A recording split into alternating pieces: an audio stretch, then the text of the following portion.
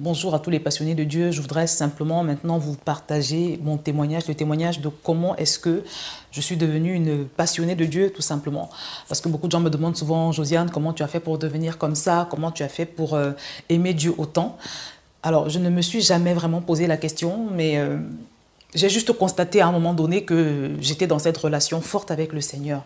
Et donc, j'ai décidé de prendre le temps de méditer, de revenir un peu en arrière pour essayer de voir comment est-ce que j'ai fait pour pouvoir devenir une personne bouillante pour le Seigneur. Alors, je pense que la première chose qui a favorisé cela, c'est la reconnaissance que j'ai éprouvée quand le Seigneur m'a sauvée. Parce que je partage toujours mon témoignage de comment j'étais dans un état vraiment pitoyable, j'étais très malheureuse, j'étais très triste, j'étais dans un état que je ne peux même pas expliquer, que je ne peux pas décrire. Et ce jour-là, j'avais crié à Dieu et quand il est venu à moi, à l'instant où le Seigneur s'est manifesté à moi, j'avais expliqué que ça s'était passé par une conviction de péché. Et je m'étais retrouvée en train de me repentir. Et par la suite, il y a une paix qui a envahi mon cœur. Je m'étais sentie légère, alors que j'étais suicidaire, j'étais très très mal. Alors ce que je dirais, c'est que mon état actuel, mon attachement vis-à-vis de Dieu se justifie par ces nombreuses manifestations dans ma vie. Le Seigneur s'est beaucoup manifesté à moi. Il m'a permis de goûter à sa présence. Il m'a permis de goûter à sa gloire, à sa fidélité. Mais la véritable question, c'est qu'est-ce qui l'a poussé à se manifester à moi, là où peut-être les autres n'ont pas eu cette grâce. En réfléchissant, donc en méditant, je me suis rendu compte que, sans même connaître le principe de l'importance de l'action de grâce, d'être une personne qui loue souvent le Seigneur, qui décompte ses bienfaits, je le pratiquais déjà, je le pratiquais sans savoir. Et dès le jour où il m'a sauvé, j'ai éprouvé une reconnaissance profonde. J'ai éprouvé une reconnaissance profonde et je continue de l'éprouver. Je ne considère pas mon élection, le fait d'avoir été choisi par Dieu, le fait d'avoir été sorti de la boue, le fait d'avoir été sorti de la dépression, le fait d'avoir été sorti de la confusion. Je ne le considère pas comme un acquis. Je ne considère pas le fait que Dieu ait sacrifié Jésus à la croix pour moi comme un acquis. Je ne considère pas le fait que je suis partie d'une situation où j'étais dans le trouble, dans l'affliction, à une situation où je me suis retrouvée dans la paix surnaturelle de Dieu, comme un acquis. Je ne le considère pas comme un acquis. Et je précise, mes bien-aimés, que le jour où le Seigneur m'a visité, le jour où j'ai crié à lui et où il m'a visité, sous la forme d'une conviction de péché suivie d'une grande paix surnaturelle, ce jour-là où il m'a visité, mes problèmes n'avaient pas été résolus. J'étais toujours séparée de mon fiancé à l'époque, celui qui est devenu mon mari aujourd'hui. Je n'avais toujours pas de travail. J'étais toujours souffrante dans mon corps parce que j'étais très souvent malade. Le jour où le Seigneur m'a localisée, tous ces problèmes étaient toujours là. Mais je ressentais une paix, j'avais ressenti une paix et j'avais compris plus tard qu'il s'agissait de la paix surnaturelle de Dieu. Donc pour cela, je suis éternellement reconnaissante au Seigneur. Vous savez, je suis éternellement reconnaissante au Seigneur. Et je pense donc que c'est le fait de manifester cette reconnaissance au Seigneur qui l'a attiré, qui l'a poussé à se manifester à moi. Quand j'ai commencé à avoir une vie de prière, quand j'ai commencé à le chercher, je vivais plus facilement ces manifestations. Et je le redis, je pense que c'est parce que le fait qu'il m'ait localisé a créé en moi un grand sentiment de reconnaissance. Et c'est encore le cas aujourd'hui. Chaque matin, quand je me réveille, je remercie le Seigneur de m'avoir choisi. Je remercie le Seigneur pour le sacrifice, son sacrifice à la croix. Je le remercie pour toutes les autres choses que je peux avoir dans ma vie, que certaines personnes vont banaliser, par exemple. Donc, je pense que c'est vraiment la première chose qui a favorisé les manifestations de Dieu. Parce que c'est quand Dieu se manifeste en réalité, quand vous ressentez sa présence, quand vous le touchez dans la prière, quand vous voyez sa gloire, que toutes les autres choses deviennent insignifiantes en fait. Donc la première chose, c'est la reconnaissance et c'est pour cela que je voudrais vraiment vous encourager à avoir cette attitude, à ne rien considérer de ce que Dieu fait pour vous comme un acquis. Et surtout à ne pas banaliser votre élection. Parce que la Bible dit que tu es une race élue. Ça veut dire que tu as été choisi dans le lot. Ne banalise pas ton élection. Rends grâce à Dieu pour le fait qu'il t'ait choisi, pour la paix surnaturelle qu'il met à ta disposition. Remercie-le pour tout ce qui te vient à l'esprit, pour tout ce qu'il fait dans ta vie, remercie-le.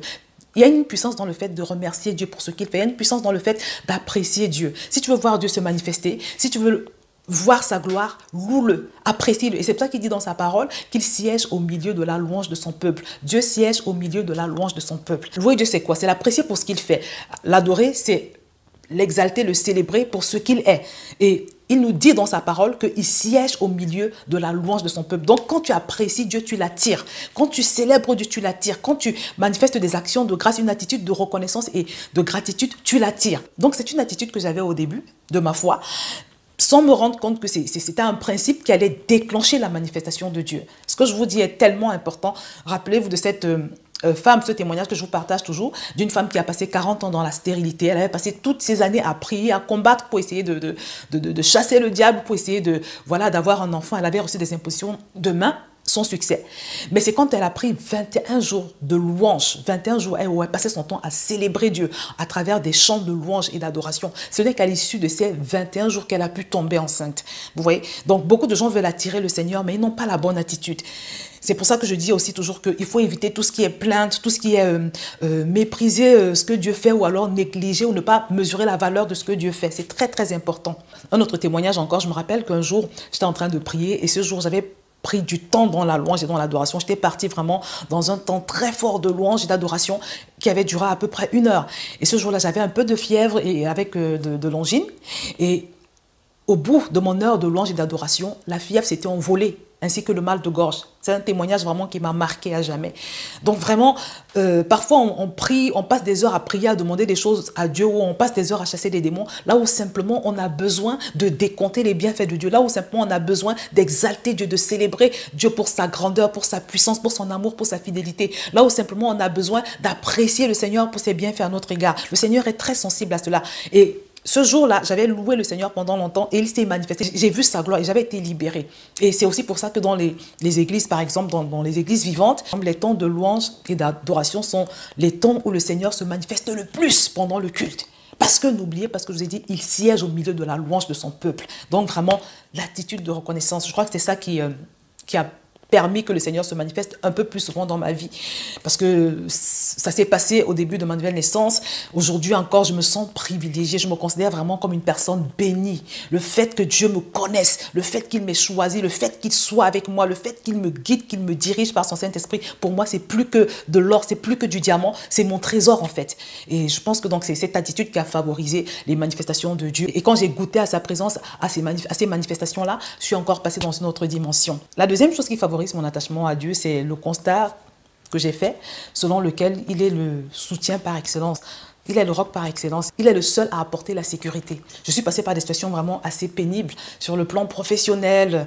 Même dans mon couple, j'ai eu des moments de crise, j'ai eu des moments très, très, très durs. Et j'avais remarqué que pour certaines fois, je m'étais retrouvée complètement seule. Pas parce que les gens ne voulaient pas m'aider ou bien parce que je n'avais pas de personne autour de moi. Il y avait du monde qui était disposé, qui était bien disposé pour m'aider, mais ils n'en avaient pas la capacité. Ils n'en avaient pas la capacité. Et dans ces moments-là, tu es obligé de conclure que Dieu est le soutien par excellence. Dieu est la seule sécurité de l'homme. Je suis passée par des épreuves assez difficiles, par des attaques. Et je vous assure que si je n'avais pas été fondée en lui, s'il n'avait pas été là, j'aurais certainement sombré. Et quand vous passez par des expériences comme ça, quand elles se multiplient, vous comprenez qu'en fait, être avec Dieu, être attaché au Seigneur, ce n'est pas simplement une chose qu'on fait pour lui faire plaisir, mais c'est également une nécessité. C'est une nécessité. Un jour, Jésus a dit une parole qui avait été jugée assez dure pour les personnes à qui il prêchait. Et puis, ils ont commencé à partir. Et même certains de ses disciples ont commencé à partir. Et il s'est adressé à ceux qui étaient restés en leur disant, mais vous aussi, vous ne partez pas? Et ils ont répondu, à qui d'autre irions-nous? Où allons-nous aller? Qui d'autre peut nous donner ce que tu nous donnes? Qui d'autre peut nous assurer la sécurité que tu nous assures? Donc vraiment, la deuxième chose qui me permet vraiment de pouvoir demeurer dans l'attachement vis-à-vis du Seigneur, c'est ce fait que la sécurité que Dieu te donne ne peut être assurée par personne d'autre. L'homme est limité, l'être humain est limité. Ce qui fait que le chrétien qui est sage est accroché au Seigneur. Il sait que le Seigneur est son fondement, le Seigneur est sa bouée de sauvetage, le Seigneur est son roc, le Seigneur est son soutien par excellence. La troisième chose qui favorise ma relation avec le Seigneur, c'est que je me bats de toutes mes forces pour demeurer connecté à lui. Il dit dans sa parole, demeurez en moi. Sinon, vous n'allez pas pouvoir porter du fruit. Sans moi, vous ne pouvez rien faire. C'est un passage que j'ai compris. Donc, je fais des efforts pour rester connecté au Seigneur au travers de la conscience de Dieu, de la conscience du Saint-Esprit en moi. J'échange tout le temps avec lui, tout au long de la journée. Je fais tout pour ne pas me déconnecter. Et à côté de cela, j'ai des temps particuliers de retraite que je prévois au moins 1 à 2 fois par semaine, où je me retire dans la présence du Seigneur et où je lui donne l'opportunité de déverser en moi ce qu'il veut déverser. Et c'est souvent des temps où je m'adonne à la méditation de la parole de Dieu, où je peux également écouter des enseignements que le Saint-Esprit va m'indiquer. C'est des moments également où je le loue, où je prends du temps pour louer le Seigneur, pour le célébrer. C'est également des moments où je me tais, où je pratique le silence pendant la prière, parce que quand on a ce genre de moment de retraite, le premier objectif, c'est que Dieu parle. Donc je me tais et je lui donne l'opportunité de me parler, de me rappeler des choses, de me corriger. Donc, c'est vraiment des temps où je me mets à la disposition du Seigneur. C'est des choses que je fais pour entretenir ma foi. J'y tiens absolument. Je pense que ça également, c'est une pratique qui me permet de cultiver sa présence, de demeurer en lui. Je fais vraiment le maximum pour nourrir mon esprit, pour cultiver sa présence, tout simplement. La quatrième chose qui a favorisé ma passion pour le Seigneur, c'est le fait que j'ai eu la grâce, dès ma nouvelle naissance, de me connecter à des passionnés de Dieu. Je m'étais retrouvée toujours par la grâce du Seigneur, dans une église de passionnés de Dieu. Et vraiment, c'est quelque chose qui m'a permis d'être, je ne vais pas dire contaminé, d'être influencé rapidement par ce feu pour le Seigneur que j'observais chez les personnes qui étaient autour de moi. Parce qu'avant d'intégrer cette église vivante, je fréquentais une paroisse où voilà, personne ne respectait le Seigneur, personne ne craignait vraiment Dieu. Tout le monde vivait dans le péché. Il n'y avait pas d'amour pour le Seigneur. C'était la tiédeur. Même pas la tiédeur, c'était la froideur en fait. Il n'y avait pas de révérence pour le Seigneur, donc le Saint-Esprit était complètement absent. Et je peux vous assurer, mes amis, et je le dis dans l'amour du Seigneur, que tant que tu restes dans ce genre d'endroit, tu auras beaucoup de mal à avancer spirituellement. Tu auras beaucoup de mal à t'envoler avec Dieu. Tu auras beaucoup de mal à prendre feu pour le Seigneur. C'est très, très important l'environnement spirituel que tu choisis de fréquenter. Donc, c'est très important que tu t'associes à d'autres personnes qui ont découvert Dieu. Des personnes qui ont de la révérence pour le Seigneur, des personnes qui brûlent pour Dieu. Parce qu'il nous dit dans sa parole, sois froid ou bouillant, sinon je te vomirai de ma bouche. C'est la quatrième chose qui a favorisé le feu qu'on peut observer en moi. Et aujourd'hui encore, je ne suis plus dans cette église-là parce que c'était en Afrique. J'ai changé d'église, mais par la grâce de Dieu, aujourd'hui encore, je suis dans une église bouillante, dans une église où les gens honorent le Saint-Esprit, dans une église où vraiment le leader est également un homme qui est en feu pour le Seigneur. C'est des choses qui comptent. Il y a quelqu'un qui a dit, dis-moi quel est le fer qui t'aiguise et je te dirai la forme que tu auras. Donc, mon frère, ma soeur, si tu veux vivre la même expérience que moi, n'hésite pas à passer par le même parcours, c'est-à-dire commencer par manifester une attitude de reconnaissance en tout temps, de gratitude. Reconnaître que Dieu est ta sécurité, qu'il est ton roc, que personne ne peut te protéger comme lui. Bats-toi pour rester connecté à Dieu, fais-en une priorité.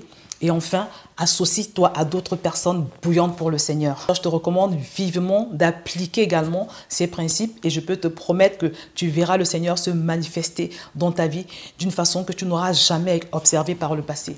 Que le Seigneur te bénisse. Je peux te